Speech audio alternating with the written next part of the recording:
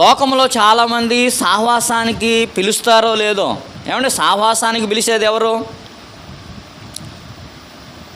సహవాసానికి ఎలా పిలుచుకుంటాం కదా? చిన్నతనంలో స్నేహాలు పిలేవంటే ప్రియమైన వాళ్ళారా, చిన్నతనంలో స్నేహాలు చెప్పుకుంటే చాలా సంతోషంగా ఉంటుంది. మనం ఇంటి దగ్గర అన్నం తింటున్నాం అనుకోండి, మన స్నేహితులు ముగ్గురు ఏం చేస్తారో ఆ పరగడ తిరుగుతూ ఉంటారు కదా.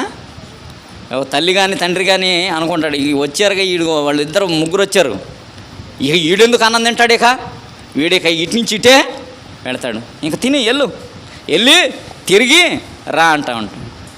ఈ సావాసాలు పెద్దగా మనిషిని నష్టపరచవు ప్రియమైన. చిన్నతన సావాసాలు మనిషిని పెద్దగా నష్టపరచవు, కానీ వీళ్ళు యుక్త వయసు వచ్చిన తర్వాత చేసే సావాసాలు ఏవైతే ఉన్నాయో మనిషిని నాశనములోని